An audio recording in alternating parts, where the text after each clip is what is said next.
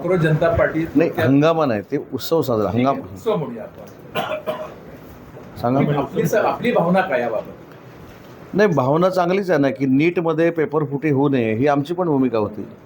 नीटमध्ये ज्या पद्धतीनं पेपरफुटी झाली, ज्या पद्धतीनं एक विद्यार्थ्यांमध्ये अविश्वास निर्माण झाला, त्याच्यामुळे विद्यार्थ्यांनी केलेलं ते आंदोलन होतं आणि विद्यार्थ्यांच्या आंदोलनाला आणि विद्यार्थ्यांना कोणी त्याच्यामध्ये दोषी ठरवलेलं नाही.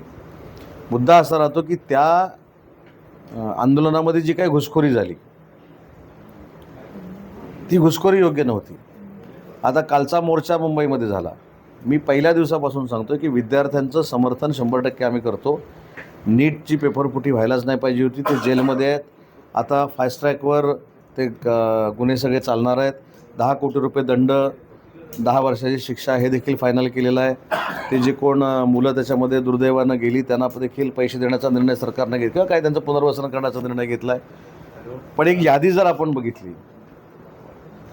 राहुल गांधी, प्रियांका गांधी, शरद पवार साहेब, उद्धवजी ठाकरे, त्याच्यानंतर अखिलेश यादव, ते नवीन कोणते ॲक्टर झालेले मुख्यमंत्री महोदय, त्याच्यानंतर शबाना आझमी, त्याच्यानंतर ही सगळी जी मंडळी आहे त्यांनी कधीच नरेंद्र मोदी साहेबांचा प्रचार केलेला नव्हता. त्याच्यामुळं विद्यार्थ्यांनी केलेलं जे आंदोलन होतं ते खरोखरच योग्य दिशेनं चाललेलं असताना त्यांना भरकटण्याचं कारण जर कोण असतील तर ही सगळी मंडळी आहे. आणि विजय हा विद्यार्थ्यांचा आहे, विजय नेते मंडळींचा नाही. काल आता मी एवढी भाषणं ऐकली जसं काही ह्यांनीच विजय मिळवून दिला, पण त्याच्यामागे धर्मेंद्र प्रधान साहेबांचं पत्र पण वाचा की धर्मेंद्र प्रधान साहेबांनी राजीनामा का दिला याचं विश्लेषण पण त्यांनी केलं आहे. परंतु नीटमध्ये जे प्रकार झाले किंवा नीटमध्ये जी घुसखोरी झाली त्याच्याबद्दल आम्हाला आक्षेप आहे. मी काल शिंदेसाहेबांनी अतिशय चांगल्या पद्धतीनं सांगितलं की इकडे पराभव झालेला असताना दिल्लीमध्ये जायचं आणि दिल्लीमध्ये आग पेटवा, हे पेटत राहू दे, हे धगधगतं राहू दे म्हणून सांगायचं. काही अर्थ नाही. हे राजकीय गोष्टी आहेत. त्याच्यामुळे त्याच्यामध्ये राजकारण जे आलं त्याच्यावर आमचा आक्षेप आहे. आम्ही विद्यार्थ्यांना कधीच दोष दिलेला नाही, विद्यार्थ्यांना कधीच दोष देणार नाही. विद्यार्थ्यांच्या मनातल्या भावना सरकारनं पूर्ण केल्या पाहिजेत हीच भूमिका असली पाहिजे. त्याच्याबद्दल दुमत असण्याचं काही कारणच नाही. पण सर, विद्यार्थ्यांची भावना समजून घेण्यास केंद्र सरकार कमी पडलं किंवा उशीर केलं मला वाटत नाही. मला असं वाटतं की चर्चा ही एका दिवसात आणि 2 दिवसात संपत नाही. एखादं छोटं आंदोलन जरी असतं तर ते एक फोन केल्यानंतर ते सुटत नाही. त्याच्या मागे काहीतरी प्रोसिजर असते. ती प्रोसिजर केंद्र सरकारनं केली असेल. त्याच्यामुळं आज विद्यार्थ्यांच्या मनातले निर्णय केंद्र सरकारनं घेतले आहेत हे देखील आपल्याला नाकारता येणार नाही. केंद्र सरकारनं घेतलेली भूमिका ही विद्यार्थ्यांच्या हिताची भूमिका आहे आणि भविष्यामध्ये असे प्रकार घडणार नाही त्याची दक्षता राज्य सरकारनं आणि केंद्र सरकारनं घेतली पाहिजे. याचा काय परिणाम भविष्यात होऊ शकतो का राजकारणावर की अन्य काय? म्हणजे देशामध्ये याचा काय मेसेज जाऊ शकतो की हा विजय झाला, विद्यार्थी आता आक्रमक होणार, काँग्रेस जनता पार्टी पुढे येऊन काय घडामोडी होऊ शकतात का देशात? बघू ना आपण. राजनाथ सिंग अजून 3 वर्ष, 3.25 वर्ष निवडणुकीला आहेत. मुंबईतल्या मोर्चाला राजनाथ सिंगने एक स्टेटमेंट केलं होतं की आमचं काय UPA सरकार नाही आहे, आमचं NDA आहे, आम्ही राजीनामे वगैरे देत नसतो असं. आणि नंतर ते धर्मेंद्र प्रधानचा राजीनामा झाला. राजनाथ सिंह हे देशाचे मोठे नेते आहेत. त्यांनी ते स्टेटमेंट का केलं, त्याच्यानंतर धर्मेंद्र प्रधान साहेबांनी राजीनामा का दिला, हे माझ्या कृतीच्या माणसांना बोलण्याच्या पलीकडचा प्रश्न आहे. त्याच्यामुळं राजेंद्र सिंह साहेब काय बोलले हे देखील मला माहीत नाहीत. परंतु धर्मेंद्र प्रधान साहेबांनी मुलांच्या भावनांचा विचार करून राजीनामा दिला हे कोणी नाकारत नाही. आणि नरेंद्र मोदी साहेबांनी ॲज अ पंतप्रधान म्हणून जे मार्ग काढायचे आहेत, जे तोडगे काढायचे आहेत, जी कारवाई करायची आहे ती 100% या संपूर्ण त्यांच्या प्रक्रियेतनं केलेली आहे. रत्नागिरीच्या मोर्चाबद्दल आपण काय? नाही, माझं काहीच म्हणणं नाही रत्नागिरीच्या मोर्चाबद्दल. आपल्या जिल्हा प्रमुखाने आक्षेप घेतला खास पत्रकार परिषद घेऊन. तो जिल्हा प्रमुखांनी घेतला आपल्या आदेशावरून की त्यांचं वैयक्तिक नाही. काजी साहेब, जिल्हा प्रमुखांना स्वतंत्र आमचे अस्तित्व आहे, बरोबर आहे. ते कोणाच्या उजळीनं पाणी पित नाहीत. त्यांनी त्यांची पत्रकार परिषद घेऊन भावना व्यक्त केली.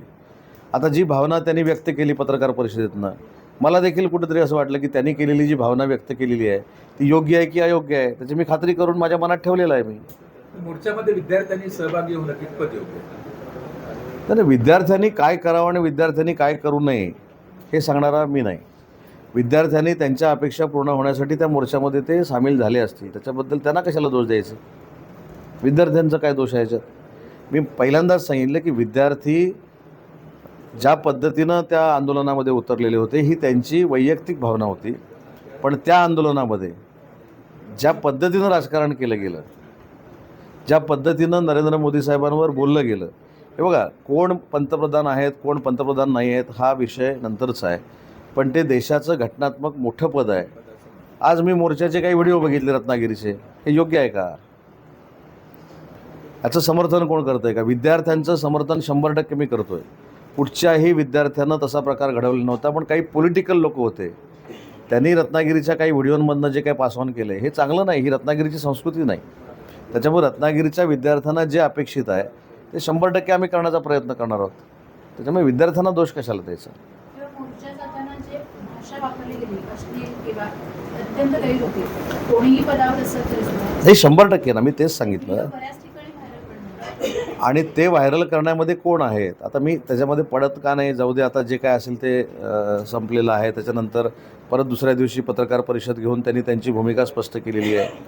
परत आज माझ्या मराठी भाषेच्या सगळ्यांनी माझ्यावर फोटो काढलेले आहेत, त्याच्यामुळे मी त्याच्याबद्दल काय आता बोलत नाही. पण हे चांगलं नाही. कोण पंतप्रधान आहेत कोण मुख्यमंत्री आहे त्याच्यापेक्षा ते संविधानिक पद आहे आणि त्यांच्याबद्दल रिस्पेक्टफुलीच बोललं पाहिजे.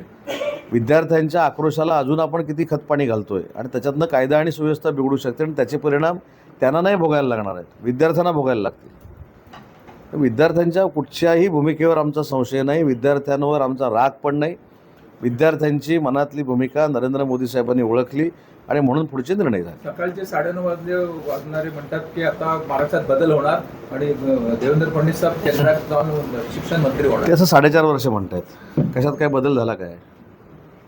होईल महाराष्ट्रात बदल काय?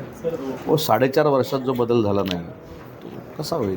सर, उत्तर पश्चिम मतदारसंघ आहे मुंबईतला, तिथे सिद्धेश कदम यांनी सांगितलं की मी तिथे इच्छुक आहे लढायला निवडणूक लोकसभेची, मला दिल्लीमध्ये जायला आवडेल. तर या संदर्भात हे बघा, मला पण तिकीट द्यायचं ठरवतात एकनाथ शिंदेसाहेब.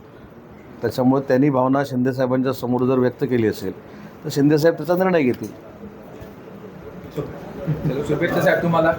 चला.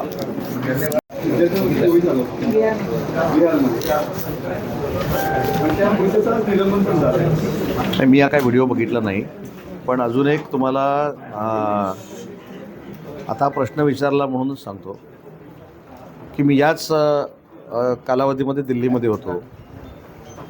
आपल्याकडे एक कायदा आहे, पंतप्रधान कोणी असू देत पण त्यांच्याबद्दल एक कायदा आहे. ज्या ठिकाणी पंतप्रधान राहतात त्या परिसरामध्ये कोणी जावं आणि कोणी जाऊ नये हा केंद्र सरकारनं इंदिरा गांधींच्या हत्येनंतर केलेला एक कायदा आहे. तर तो कायदा असताना देखील सन्मान्य राहुलजी गांधी त्या परिसरात जाऊन असं सांगत होते की सगळ्या विद्यार्थ्यांनी तिथं या. याचा अर्थ काय? त्याच्यामुळं विरोधकांनी स्वतःला मतदारांनी अपयशी केल्यानंतर आता दुसऱ्या कुठच्या तरी मार्गानं केंद्र शासनावर आगपाखड करायची म्हणून या सगळ्या गोष्टी सुरू आहेत.